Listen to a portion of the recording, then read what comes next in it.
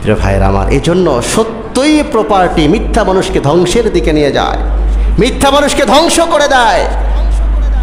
মিশকাত শরীফের বর্ণনা 5298 নম্বর হাদিস, হাদিসটি মুসলিমেও আসছে 1822 নম্বর হাদিস।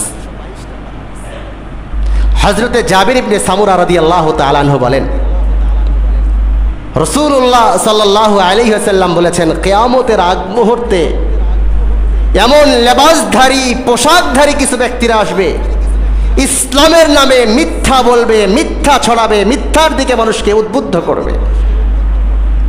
প্রিয় ভাই, কিয়ামতের আগ মুহূর্তের সময় মহাপ্রলয় সামনে, হাজার বাধা বিপত্তি, আল্লাহ তাআলাকে নিয়ে, রসুলকে নিয়ে, দ্বীনকে নিয়ে, কোরআন নিয়ে, হাদিস নিয়ে বহু বহু মিথ্যাচার অবস্থা আসবে, হালত আসবে। এই সময় সঠিক হক্কানি রব্বানি আলিমদেরকে বেছে বেছে তাদের শরণাপন্ন হয়ে তাদের সোহবতে গিয়ে আমার আপনার ঈমান রক্ষা করা জরুরি। হযরতে জাবির ইবনে সামুরা রাদিয়াল্লাহু তাআলা আনহু বলেন, সামিআতুন নাবিয়্যা সাল্লাল্লাহু আলাইহি ওয়াসাল্লাম ইন্না বাইনা ইয়াদাই সাআতি কাযযাবিনা ফাহযারুহুম। রাসূল বলেছেন, ইন্না বাইনা ইয়াদাই সাআতি কাযযাবিন ফাহযারুহুম। মহাপ্রলয়ের আগ মুহূর্তে, কিয়ামতের আগ মুহূর্তে বহু মিথ্যাবাদী, মিথ্যুক লোকজন আসবে, তাদের থেকে বড় সতর্ক থাকবে। যে কেউ যে কোনো কথা বললেই মেনে নেওয়া যাবে না। প্রত্যেককেই আল্লাহ তাআলা বিবেক দিয়েছেন, বিবেক নামের মহান এই আদালত আল্লাহ তাআলা দান করেছেন, এবং এই যাচাই বাছাইয়ের জন্য হক্কানি আলিম রাব্বানি, হক্কানি রাব্বানি আলিমদের শরণাপন্ন হয়ে যাচাই করবো, হুজুর এইটা কি আসলে সঠিক নাকি বেঠিক। অর্থ সম্পদ, বাড়ি গাড়ি, ব্যাংক ব্যালেন্স এর চাইতে লক্ষ লক্ষ কোটি কোটি গুণে বেশি দামি সম্পদ হচ্ছে আমার আপনার ঈমান। কোনো অবস্থাতেই ঈমান নামক মহামূল্যবান এই সম্পদটা নষ্ট হতে দেওয়া যাবে না, বিপদগ্রস্ত হতে দেওয়া যাবে না।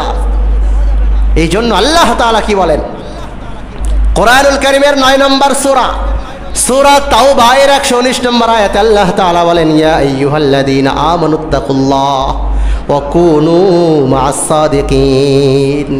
ও ঈমানদাররা, আমি আল্লাহ তাআলাকে ভয় করো।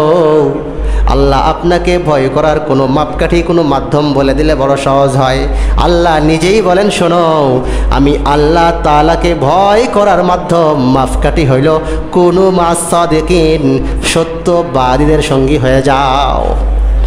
সত্যবাদী যারা, তাদের সঙ্গে হও। কুনু মা'আল আলিমিন, আলেমদের সঙ্গে হও, মুফতিদের সঙ্গে হও, মুহাদ্দিসদের সঙ্গে হও। এটা আল্লাহ বলেন না।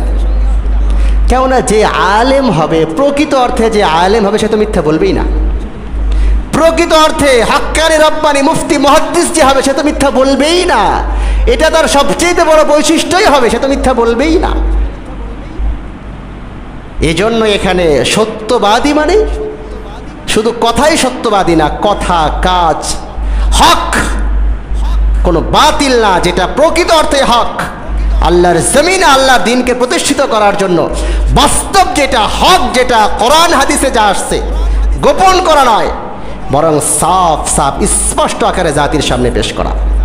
এতে কে নারাজ হইল, আর কে অখুশি হইল, আর কে খুশি হইল, আর জেল জুলুম হইল, আর অত্যাচার আসলো, আর স্টিম রুলার আসলো, যতই অত্যাচার আসুক না কেন, সত্য সত্যই হক হকই। সর্ব অবস্থাতেই হকের আওয়াজ যে বুলন্দ করতে পারে, উঁচু করতে পারে, সেই হইল সাদিক, সত্যবাদীদের অন্তর্ভুক্ত। তাদের সঙ্গে হওয়ার জন্য আল্লাহ তাআলা বলেছেন।